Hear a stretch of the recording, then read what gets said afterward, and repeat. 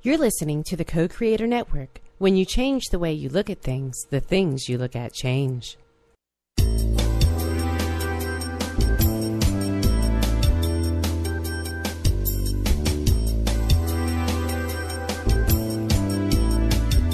Good afternoon. Welcome to Why Shamanism Now, a practical path to authenticity, with your host, Christina Pratt, Director of the Last Mask Center for Shamanic Healing. She's talking about how shamanic skills can bring us to physical, emotional, mental, and spiritual well-being, especially when nothing else can. Now, here's your host, Christina Pratt.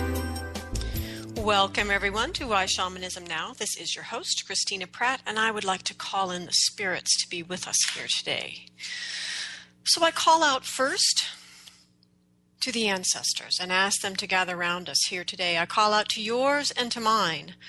I call out to all of those ancestral helping spirits who lived well and died well, and in this way bring all that is good and true and beautiful in our ancestral lines to us in this time for the living. I call out to these ancestors in particular who understood the true power of action, how to act in the world in such a way that would be good for the next 7 generations. And I ask these ancestors, yours and mine, to gather around us in this day to help us, the living, to learn from those who have gone before us, and to do what we have truly been called by this time to do. So with the ancestors gathered round in great, great gratitude, I reach down from the head to the heart, and the heart to the belly, and the belly into the earth, reaching down into the earth to give thanks for life, to give thanks for this day, to give thanks for the wonder and the miracle of life. We give thanks to the earth for all that has been, that has brought us to this moment, for all that is and all that will be. We give thanks to the earth for the beauty that abounds, and for this opportunity to live our life in this world that is held within the great mystery. So we give thanks to the earth and we reach down, reaching with our heart and our energy all the way down into the very center of the earth. And we draw this energy up from the center of the earth into our bodies, into our bellies, bringing into our bodies all the wisdom of manifestation and how to be here in form in a good way for all living things. And with this energy, we cultivate within ourselves the power of grounding, the power of hearth and home, that home that goes with you no matter where you are. We call out to the earth and to ask it to help us to use this energy to cultivate in a way that creates abundance and longevity and diversity. We call out to the energy of the earth to help us to feel our connection with all things, our interconnection with things, and ultimately our oneness with all things. And from that oneness, I invite each of you to feel your place, your right relationship with yourself. And from that, your right relationship with others. From that, your right relationship with the environment and the spirit world. And for this sense of place in our lives, this sense of place in the great all that is, and this sense of place that gives us somewhere to stand and helps our heart to help us know what we stand for, we give thanks to the energy of the earth. And we draw that energy up from our bellies to our hearts and our hearts to our minds, and we rise up out of the top of our heads, out through the weather that the sky holds, out through the atmosphere, and all the way out into the cosmos. And we reach out through the cosmos to the highest power of the universe, and by whatever name you name that power, I don't really care. Name it anyway. Name it, see yourself reflected in it, and it reflected in you. Know yourself in your oneness with the divine and draw this energy down. And with the act of power in your heart, call out into this day for protection, for blessing, for generosity and devotion, and draw these energies down, bringing in all the wisdom of the cosmos into yourself, into this day, into our proceedings. And in this way, we bring in the energy from above into our mind and our heart and our belly, and we invite these energies to dance and merge and mix within us. And in this way, we feel the greeting of heaven and earth, the energy of the big love, this great legendary pairing that give us all life that we experience in form. So we give thanks to the energies, these energies, and we ask them to help us to awaken the heart, awaken the space of the heart within us into the space of the big love. And we ask the heart to be the powerful crucible that it is. We ask it to draw up the passionate energies of the belly up into the heart and draw down the cool crystal clarity of the mind. We ask these energies to come together in the heart in this dynamic dance that destroys neither but gives birth to a third energy, and that is the knowing of your soul's true purpose. You may not know the whole thing. You may not understand the business plan. You may not even exactly understand what it looks like in form. But we ask the heart to give us the feeling, the felt sense, the knowing of the deep and true reason that we are here. And we ask in the heart to find the courage to begin to act on that motivation, to be able to act on that gift and bring it into the world in some way, large or small, in this day. So we give thanks to the energy of the spirits all around us. We give thanks to the spirits of the land on which you stand, great and small. We give thanks to your helping spirits and the ancestors that encircle us. I'd also like to give thanks to Tracy, Deb, Eduardo, and all of the listeners who have been able to donate financially to the show. The donations so far this year have been humble, but they are, I'm deeply grateful for all of them. It is through these financial contributions that I am able to pay the bills that keep the show live and on the air and the archives available for free to anyone who is able to access them through the internet. At this time, the whyshamanismnow.com site has 4 years of archives. That's over 200 shows and counting as we move into the 5th year of the show. And so I give thanks to you, those of you that have made it possible for me to actually continue and to pay the money that it takes to actually keep the show live and available to you all. And with that said, I also want to give thanks to those of you that send me questions, those of you that respond to the shows, those of you that take the messages of the shows or the questions of the shows into action in your life and do things with them, those who take on the challenges that I offer in some shows and begin to integrate these teachings into your lives and let me know what happens because of it. And I give thanks to those of you that send show ideas, those of you that link to the site in your own blogs and your own websites, all of the many things that you are doing, not only to help to keep the show on the air, but also to keep the show interesting and vital and meaningful to you. So I give thanks to all of you for all of this. I give thanks to Ken at co-creatornetwork.com and to everyone who makes this actually work. Because today's show is about making things happen in the world. It's about the true power of action. And what does it take? What is a true yang expression in the world? I know for me these days, I love books and I love bookstores. I love hanging out in Powell's bookstore, which is an entire block in the city of Portland that is a bookstore. Many floors, many rooms. It's fabulous. I love it. It's book heaven. And it is actually the place that old books go to die as well. So it is truly book heaven. Anyway, Powell's books. I love them. At the same time, when I walk into bookstores, I look around and I feel, do all of these books really need to be in print? And so this is what we're really looking at today is true yang energy. What is it that we are truly called to bring into form in the world? What are we creating with our actions?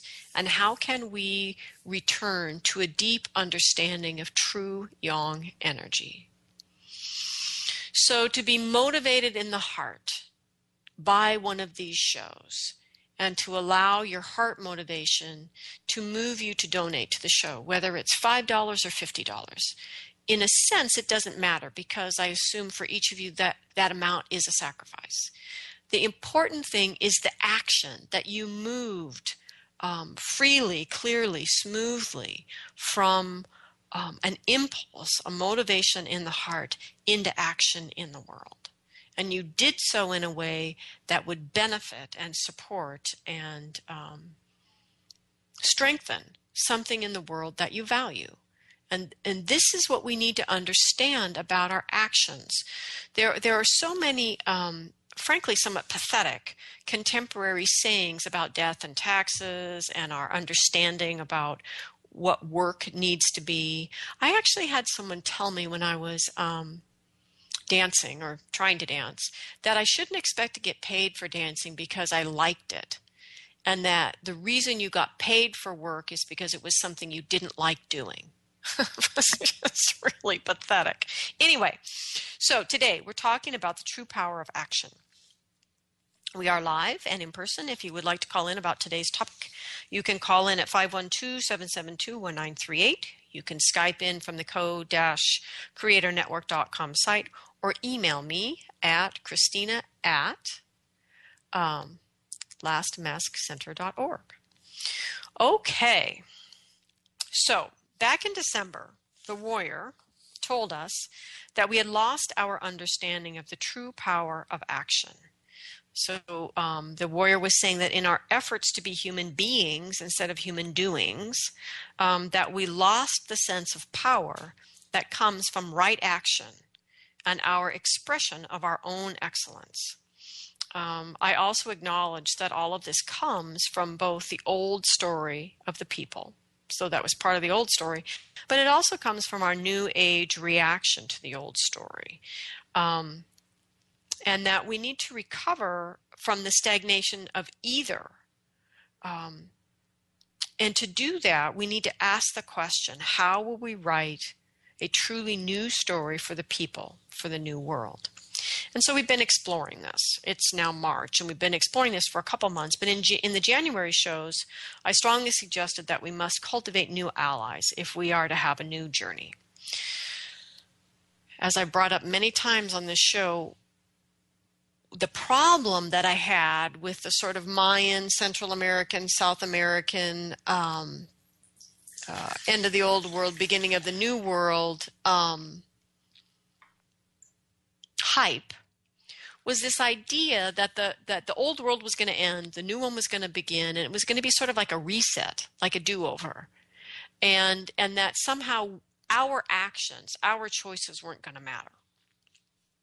And what I like about the stories from North America, particularly because of the strong presence of trickster in these stories, the same is also true in African stories, by the way, but anyway, particularly in North America, in those stories that talk about that transition from an old world to a new world, there's always this warning, this caution about the people, right? The people that bring into the new world the unresolved issues of the old. And so this is what I have been talking about, and most likely we'll talk about all year, is how do we, the people, those who have chosen to be alive at this time, who are shaping the story, the new story, with our actions. Again, it's not like we're not doing it. We are doing it. We're doing it every day right now with our actions, writing the new story. And so the question is, how do we write a truly new story? What do we need to do so that the outcome of the story is different than the one we've all been pre-programmed by our life experience in the old story to continue to propagate? So this was my question in January, is how do we write a new story for the people? And so throughout January, we talked about the need to cultivate new traveling companions, including yourself. You know, if we are going to each be part of writing a new story, we need to be new people. So my suggestion was that if we were to truly cultivate the 4 new allies of the unknown, the wild heart, the Tao, or complementary dualism, and the darkness as allies, then we would ourselves be changed by that. And we would be changed in ways that were necessary to experience a new journey, and in that then to participate in crafting a new story with our new allies. So if we are to craft a truly new story in our time for the new world, we must have the courage to be not only the dreamers we were born to be, but we must also be the fire and the water in equal respect and regard. So this week, we're talking about the fire. what does true yang energy look like? So there's a lot of really beautiful messages from different indigenous teachers and leaders out there in the internet, etc., Facebook, whatever. And they're talking about the Western world, and particularly America, as being excess fire or excess yang. And that's where I take exception. Elementally, the American culture is excess fire, granted, but we are not too yang, is what I'm trying to say today. We are not actually yang. We are excess yang, we are deficient yang, we are stagnant yang, we are false yang. We are a very, very false yang culture.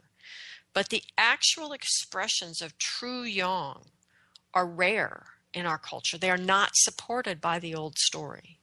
And so this is what I want to talk about this week and next week about true yin, is to help us begin to understand what does true yang look like and feel like in my little human life when I'm doing it or not doing it. Because if we can't bring these terms, these understandings, these ideas down into the place in which we're taking action, then these ideas aren't informing the true power of our action. See, that's my theory. Anyway, so this week we're talking about the true power of action, and in particular, what does a true yang expression feel like? Because yang energy is expression. It is that action, that movement, that rising of the infinite potential of the yin energy, rising out into something, into the expression that becomes a thing in the world. And so the important thing to realize is much of the excesses and the falseness of the old story and much of what we created with the old story, instead of being villainized or considered to be toxic and evil, I mean, they are pretty toxic, but in other words, instead of being thought of as things that need to be eradicated, understand them as energies, pools of energy, resources of energy that need to be transformed. Deep, deep pools of energy that simply need to be transformed. Some of them simply need to be reminded of what they really are in their true form, and others will need to be transformed. But we need to step out of the battle. We need to step out of the fight and the idea of eradication and step into this awareness of energy and the energetics of complementary dualism and become skillful in our ability to transform energies in the old world whose usefulness have been outmoded by our growth, and learn how to transform these energies into something that supports the new story and the new world, and in particular the new song that the earth is singing, so that we can align with the earth and create a new story that is sustainable, that is good for all living things, that is not really based on fear, the lie of separation, and frankly, a death wish. Okay, so the old world sang a song of fire, and it told a story that said, reach for the light and fear the dark. Trust only what you know and reject entirely the not yet known, and most of all, keep moving, for in the stillness you will meet things you are not equipped to deal with. So this was a song of fear born out of false fire, born out of excessive fire. The story tells of trusting that envy and greed are the motivations for all actions. It tells the story of arrogance and resentment in our relations with the other. And it tells of obsession and boredom as a far better path than to risk diving into the unconscious mystery of the self. And it reveres ambition and aggression over all other courses of action. So it is the story of this true yang energy lost in excess, falseness, stagnation, and deficiency, because Grandfather Fire is revered alone by the people and is thus made strong by the belief of the people. And because the people do not believe in Grandmother Water, Grandmother Fire is alone without the love of his life. And in this way, grandfather fire teeters into excess and falseness. So what does true yang look like then for humans? What are we to do? How are we to do this differently? And, because yin and yang energies are actually really big cosmic energies, and they are experienced by everything, in form and without form, animal, vegetable, mineral. They are really big energies. And I studied Qigong not just for a long time, but literally for decades. And I would practice, and I would drop the practice, and I would learn a new practice, and I would practice for years and drop it because I could never crack the code. I could never get what the yin-yang stuff was to humans. I couldn't get what it felt like apart from just feeling the flow of the qi or not flow. I could never understand it, and given my science brain, I just didn't find the poetry of the Tao particularly helpful, and nor the writings of most of the men that had written about it. I couldn't find the way in. And so the problem with that is if we're going to write the news story with our actions, then we need to talk about what the actions of true yin and the actions of true yang feel like for us as humans. Or we're just going to repeat the old stuff out of not even knowing what else could be done. So, first off, true yang energies. So they are the energies that I call in from above when I call in the spirits for each show. So you could begin there. So true yang energies, the innate energy of true yang is blessing. It is protection. It is generosity and benevolence. These are all true yang energies, and this is what we draw in from fire, from air, from sky, from the above realm. So as we continue today and next week, you have to remember that yang does not equal masculine. Yin does not equal feminine. This idea has been extended into our reality by countless healers, teachers, therapists, life coaches, shamanic practitioners who really do not understand yin and yang energies. And believe me, I understand the struggle to try to understand them. But it doesn't work to just say, well, yang's masculine and yin is feminine. That's not correct. You will dead end if you go that route, regardless of how special and important and how many books have been written by the person that told you to do that. It's not the path. All men and all masculine energy is composed of yin and yang energy expressions, and that they're flowing all the time. And the same is true for all women and all feminine energy. It is composed of yin and yang energy expressions that are moving and flowing at all times. And so we really want to just think about, apart from masculine and feminine, apart from men and women, how does yang energy feel in a human? How does yin energy feel in a human? Okay, so we're talking about these true yang qualities. Okay, so our first sense is the feeling of blessing, particularly giving a blessing, protection.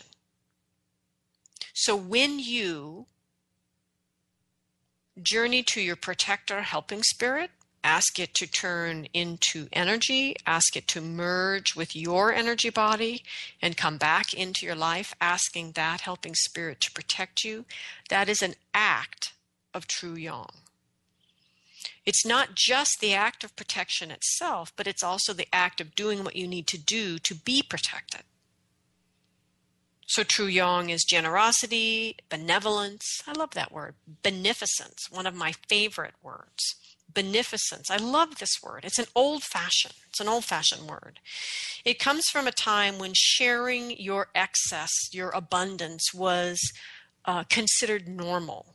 So if you had abundant pear trees like we did this year and you actually had enough sense to preserve them, you would share those preserves with your neighbors just because you had so much. It comes, beneficence. It comes from a time when people raised barns together and when people gave just because you can in that moment and the giving is needed.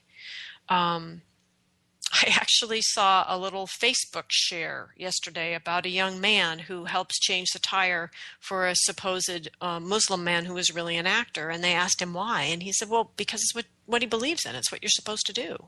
It's how to be in the world. And beneficence comes from this old set of values, older than the old story, right? And it is in very short supply in our old world, a world of greed and caring only for your own, or even worse, only for yourself. Beneficence is the beneficial nature of effect that we have on something, usually through generosity or the impartial love of other people. So it's about the big love, not about selfish love, small love, national love, but the big love, just loving life, loving people, and being generous and benefiting the world through that generosity. Not doing it because you need to, but doing it because you can. So that's one part of true yang energy. True yang energy in humans is also playfulness and joy. There is a great deal of true yang expression coming out of children when they're left to their own devices, boys and girls, that the play, the constant imagination and creativity of a day of play and the joy that comes with, okay, broken arm, scraped knees, that happens too. But that robust energy in play and the imagination and the creativity, that's true yang. So, what is happening for our children if they're not free to play and instead they're watching videos or playing video games all the time? Not that those things in and of themselves are bad, but if children aren't being encouraged to do anything, it's very passive. If they're not being encouraged to run with their imagination and to play and to feel joyful because of the spontaneity and the surprise of what happens, the exploration and the discovery, if children aren't free to do that in childhood when it's natural, when it's kind of the only thing to do, what are they going to do later as adults when they desperately need to find this if they're ever going to find their soul's purpose? So be very careful, parents out there. I know parenting right now is a huge challenge. I get it. And at the same time, your children must play. Play in a way that allows for spontaneity and surprises and the joys and, yes, okay, the broken arms and the poison oak and the busted bike tire. That these things are important if a child is going to learn what it feels like to express their own true yang energy that is natural and innate in childhood, and thus an aspect of us as adults, because it is an energy that comes out of the healthy child archetype: playfulness, joyfulness, spontaneity. So this true yang energy is about taking the simple pleasures of the day in, about being vulnerable enough to let the sweetness of that crocus touch you with its courage, and that first little crocus that's coming out of the ground here in the northern hemisphere right now, and to exult in the movement of spring all around you, again, if you're up here in the northern hemisphere. It's the playful energy that feels the thrust and the encouragement and the innate comedy of life. And playful energy recoils actually from the mean-spirited humor that is so common, for example, in late-night television. In every moment, there is this possibility of play and joy and silliness, and this is also true yang energy. So journey to a trusted helping spirit and ask where you last left your playful self. And is it there playing now without you? Journey to your helping spirits and recover your own playful self. You could also journey to ask, when did you stop feeling joy? Just the regular everyday joy that's present in any day.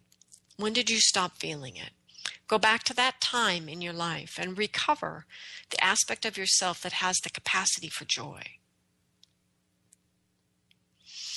So one of the most direct expressions of true yang energy in humans is creativity and expression. So giving birth, a fundamentally female thing to do, is an expression of true yang. Tears, yes. Those things that naturally come from your eyes when you are strongly moved in life, those things that we do not allow men to share, yes. Those tears are true yang. The expression of your voice, your heart, your gifts in the day, true yang. So really the essence of true yang energy is expression and creativity.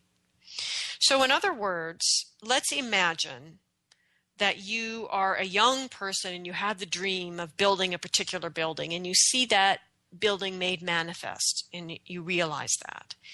And then 60 years later, all you've done with your entire life is build more buildings. You know, the second building doesn't matter. Neither does the third. Unless you're doing something truly innovative, like making an utterly self-sustaining energetically building or something like that. But the point is, after you've expressed some aspect of your own creative nature, doing it again is like rolling around in the grave. And that's a really important thing to understand about true yang energy. It's the moment at which Eckhart Tolle gained my respect. Not that the work he did in the books, the initial books he wrote, weren't brilliant, right, and powerful, but that he walked away. He took time in silence.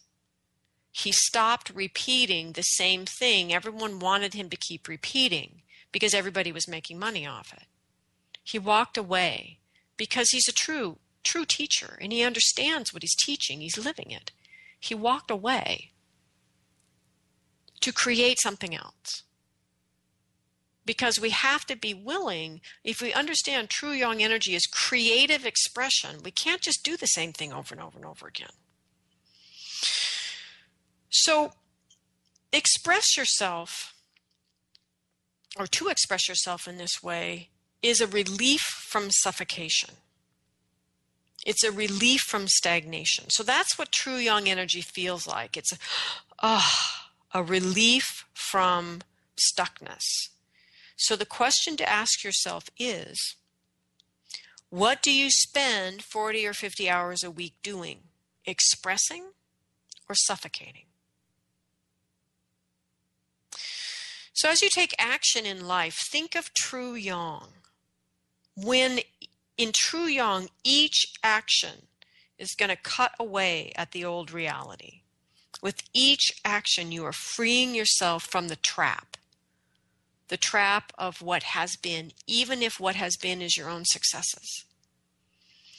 That for us to continue to manifest true yang energy, we must continue to create. So, another heads up for parents and for anybody who votes on school budgets.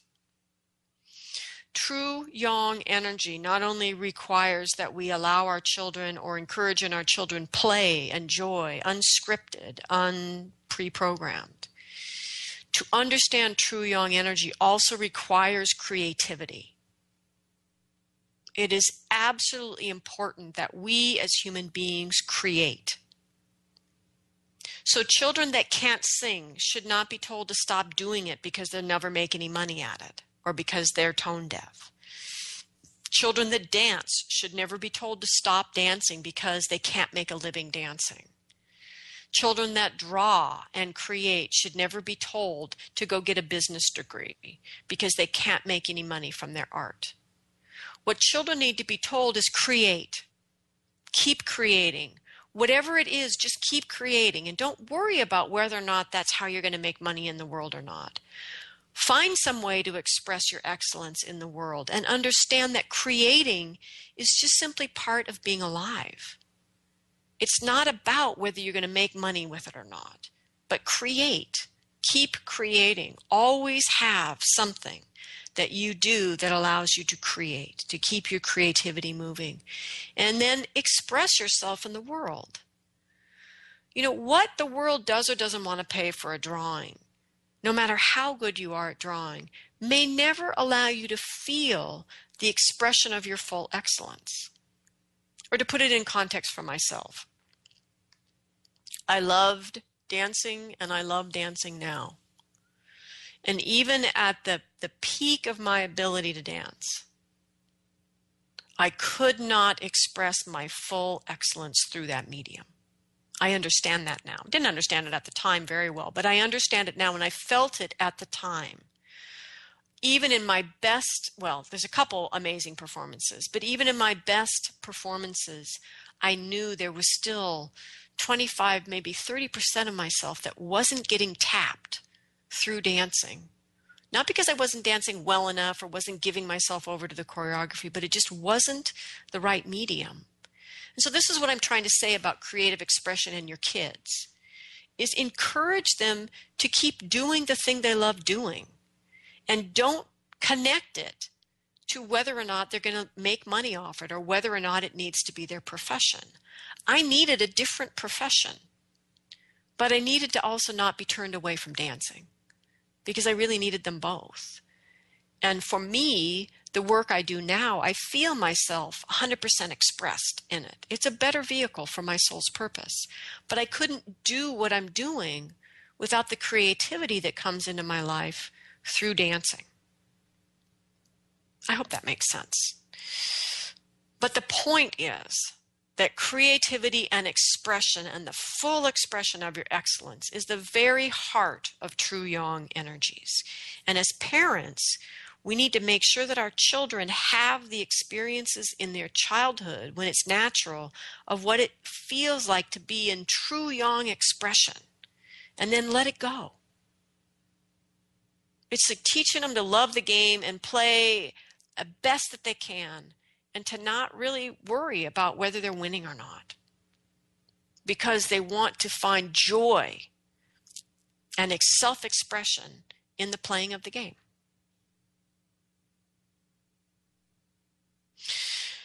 So the other thing about true yang energy is that it is completion. So one of the really powerful manifestations of false yang, stagnant, deficient yang, the thing about being in excess, culturally we're in excess yang, it also puts us in a deficiency because there's no true yang.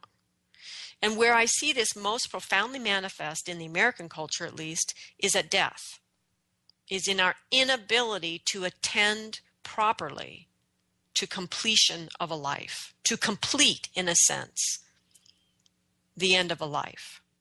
Because completion in and of itself, or to express fully without holding anything back, to give it everything so that it is done, is completion. There's also cleansing. So cleansing and completion are also part of true yang. It's the real art of releasing and letting go, of giving yourself over until you're done. How much do you have left undone in your life at this moment? So if you imagined yourself at your tombstone and you imagined yourself listening as people talked about your life, if you were there at the moment of your burial or your cremation or whatever people are going to do with your body, what regrets would you have? What has been left undone? And how can you attend to your life now so that when your days are over, you feel a completion from your life, from your soul's purpose?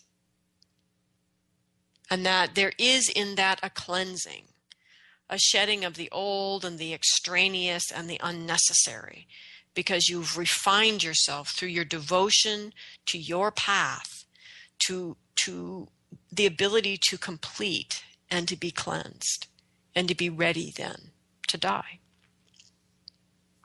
So a great teacher about the importance of completion, because culturally Americans, we're horrible about this. But my teacher in this was an old boyfriend. And he was a really good guy, actually, very supportive in many ways. I don't really have any criticism, actually, until the end. And we got to the place that is natural to get to in relationships, where you realize that you're sort of eddied out. You're in an equilibrium, and you either need to choose to take another step, whatever that step might be, or not. But that you're both getting sort of bored with where things are, and that things are not creatively expressing themselves. There's no sort of true yang happening. It's kind of starting to get stagnant and a little eddied out.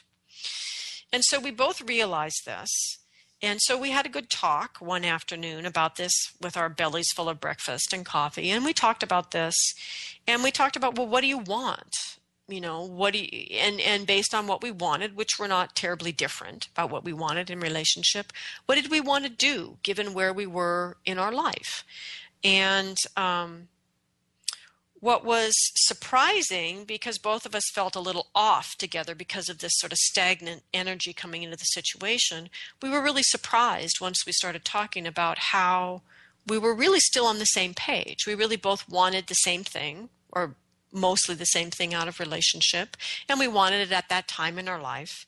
And so it really became boiled down to a question of, do we want to take the next step together? Whatever that looks like. Not that we even really knew what it was, but it had to do with, I don't know. We'd figure it out if we both decided to do it, I guess. So the thing that was interesting that we both remarked on is how bad we'd both been feeling, and the kind of the stories we've been creating in our minds, and how that had all really been dispelled by simply communicating honestly and realizing we were both really still well matched and very much in the same place and wanting very much the same thing. So this could have been either a really peaceful ending. We could have just decided that either one or both of us didn't want to take the next step, which would have been an ending, or it could have been a new beginning if we both chose to take the next step. And that all we really had to do was reflect within ourselves to what choice was right for us, and then communicate it. And it would be really very easy to understand where things needed to go. And there was really no pressure either way. And then I never heard from him again. I still had a key to his apartment. I still had stuff at his apartment. Never heard a word from this man again. And that lack of completion, that agreement that we were waiting for an answer from each other, and when I came back from this trip, we were going to talk about it, and the fact that he never spoke to me again. Never responded to a text, well, there weren't texts, but to emails, phone calls, just never responded again. That lack of completion felt brutal. It felt violent. Now, granted, at the same time, I would back up and go, it's just another guy, what's the big deal? But the truth is, this peaceful path forward, one way or the other, was available to both of us, and he chose to not complete. And that lack of completion felt violent. So in his non-action, he left the old reality hanging there. So there was no cleansing, there was no clearing. So I was left to free myself from this relationship as best I could with no communication. And I really felt like, you know, a parachuter who comes down bad and is all tangled in the ropes and the parachute itself, once the parachute is all deflated. And I felt like I was just trying to struggle out of this deflated, dead thing all by myself. And all the situation needed was a nice, clear sword stroke of truth. Life or death for the relationship. It didn't really matter at that point. It just needed that clarity. So the true yang energy is the sword stroke. It's the clarity. It's the truth. And it is the lack of that that is actually the violence. So true yang expressions in humans, true yang in its most beautiful is precision, is devotion, and is excellence in our expressions of ourselves. Now, that doesn't mean your best expression that's kind of wonky, sideways, and kind of messy, if that's the best you can do in the moment, that's true yang as well. But as we become spiritual adults, as we grow skillful in our lives, we can expect a little bit more out of ourselves. So the thing that's interesting is that these three aspects of true yang, precision, devotion, and excellence, in their false expression, describe the entirety of the old story in the Western world. Just these three simple, true, well, not simple, but these three true yang expressions in their falseness describe it all. So precision, we'll take them one at a time. Precision, in its false expression, is aggression. And so we see this in ourselves. Let's not even get into the politics of this and the larger world expressions of aggression. Let's just look at it in ourselves. We see this when we hit the ground running in the morning. We attack the day. We do so many things at the same time, and we attend truly with our undivided self to nothing. The precision, the focus, the intention needed to be given to the quality of energy of the situation, whatever the situation is. We don't do that without distraction into either detail or obsession. So we, in our own day, are aggressive in this attack of the day and this furious multitasking and being interconnected to everything in a superficial way. What we want to look for in ourselves is the precision to connect in with our attention to the quality of energy going on in the moment without being distracted by anything else, and to act and to move on. So then devotion. In its false expression, devotion is ambition. And ambition is what we do when we're trying to catch up with something that is really outside of our own true nature. In other words, devotion is what I bring to my own expression of my soul's purpose.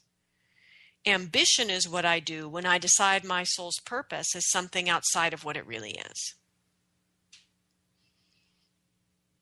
So I want to share something very Taoistic and interesting about this. When shamanism presented in my life and made itself painfully obvious, there was a moment that I remember thinking, I understood enough about shamanism to recognize it would require that I function in the unknown. I would never really be able to have a plan, et cetera, et cetera, et cetera. I had a long list. I looked at the whole list and I realized that if I chose that path, it would mean I would always be functioning in my weakness and would thus develop the weaknesses in my personality, in my character, in my being in this life. And I thought, okay, then that's the right path. I didn't choose shamanism or accept the shamanism that had chosen me because I had any ambition to be a healer or a shaman or any of that. I had one devotion, and that was to doing what I had come to do in this life. And I understood that to be the expression of my soul. And it seemed to me that a path forward that would force me to develop all that was weak within myself would probably be the most direct path to the true expression of my soul. And so in that moment of paradoxical thinking, there is the non-ambitious thinking. Whereas ambition is the wanting of something that is outside of your true nature, to foregoing the devotion to you, what is true to you, what is the essence of who you are and how to bring that into the world, and foregoing that to reach for something that's utterly outside of what your real calling is. So it's a kind of lusting for something other than our authentic expression of our own gifts. And it exists outside of the devotion to our own purpose and to the path necessary to express our gifts in the world. So now, devotion isn't outwardly sexy. It's not at all. It's kind of a little church mousey, right?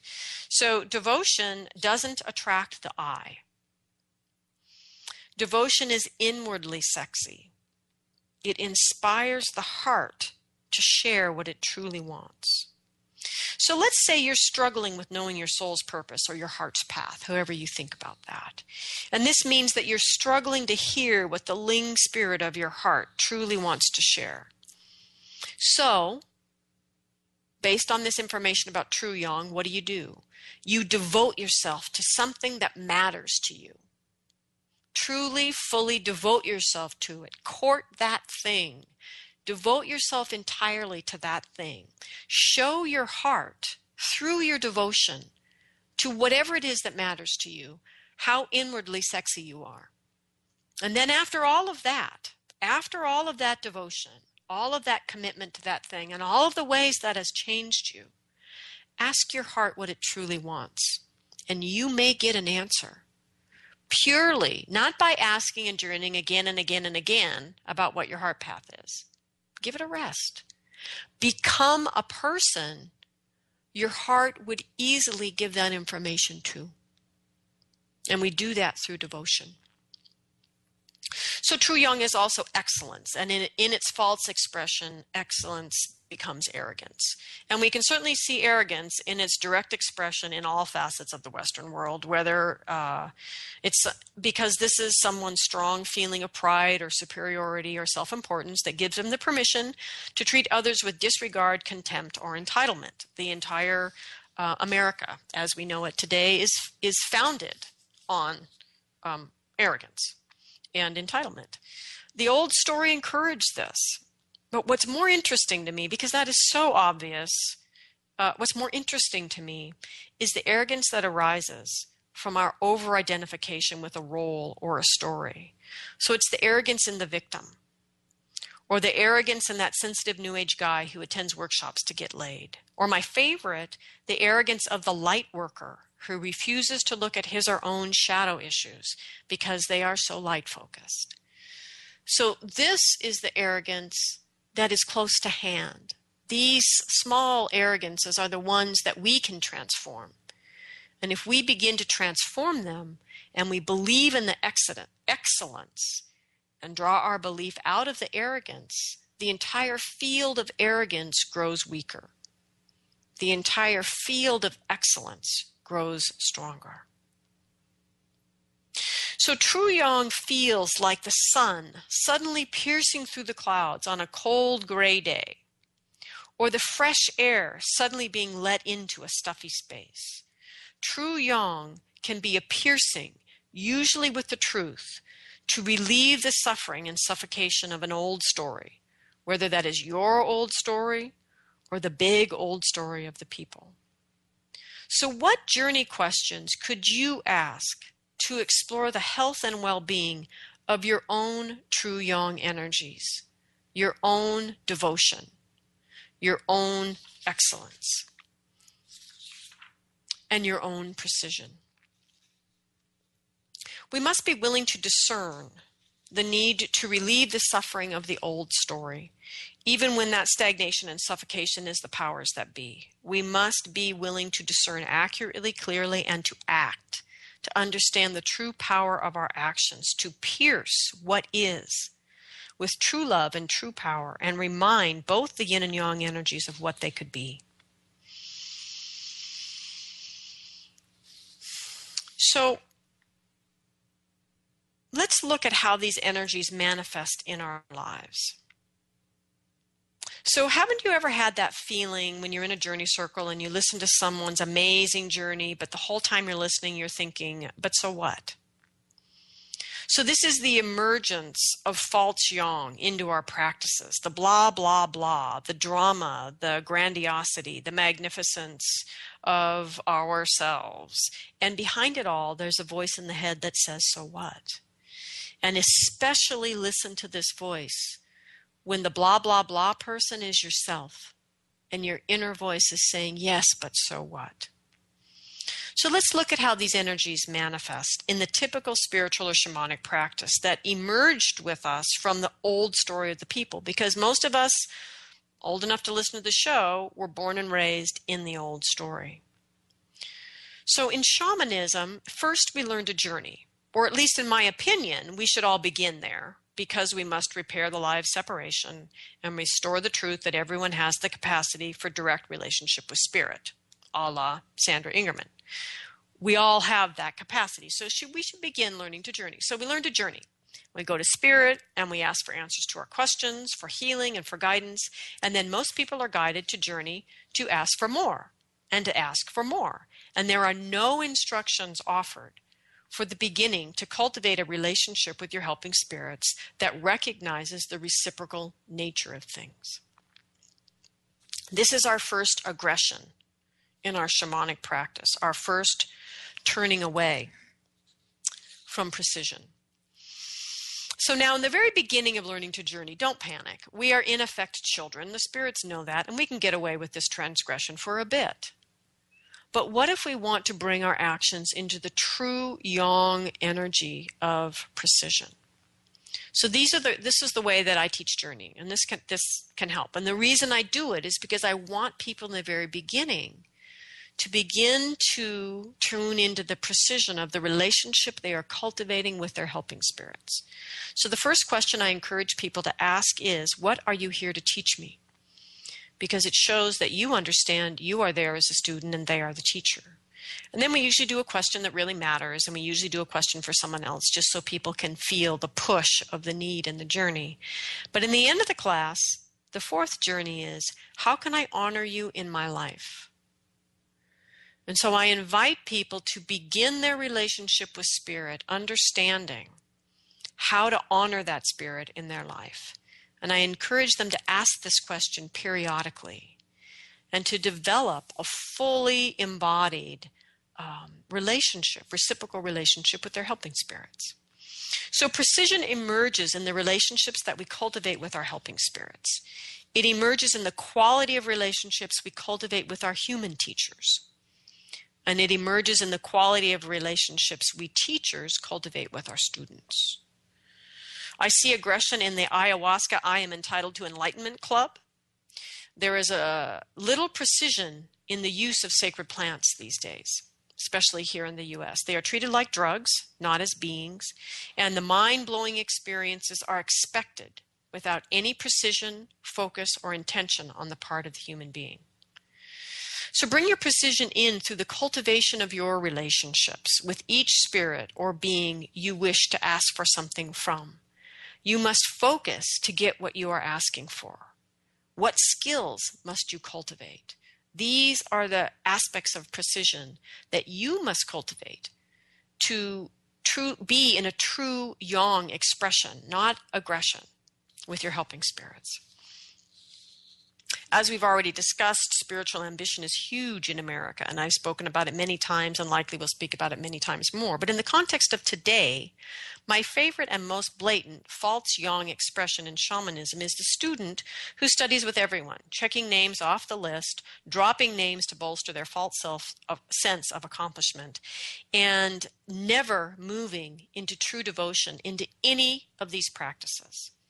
Not even the devotion to his or her own soul's purpose.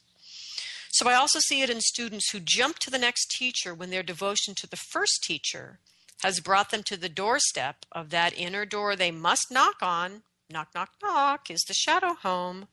But rather than devote oneself to that path to wholeness, they jump to the next teacher or the next training. And then in the absence of the heart's message of why you are here, because you've avoided the shadow door and the true yang devotion there, and the true yang devotion to the heart voice, people start to train to become shamanic healers by their own choice, not by calling, because their heart is silent because they have not been willing to open the door their very practice brought them to. So the remedy here is to devote yourself to the highest truth in the answer to the question, why am I here? And to cultivate the ways that we make that voice stronger within ourselves. And so, detox your body. Determine your food sensitivities and eat only that which nourishes you. This is the beginning of doing the things that cultivate that voice within you.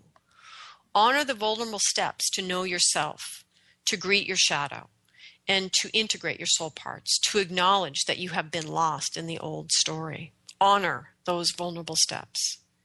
Notice the sigh in the body as you move away from your soul's longing in your actions. And notice the quickening or the passion in your body as you move toward it. Take note. Keep a journal.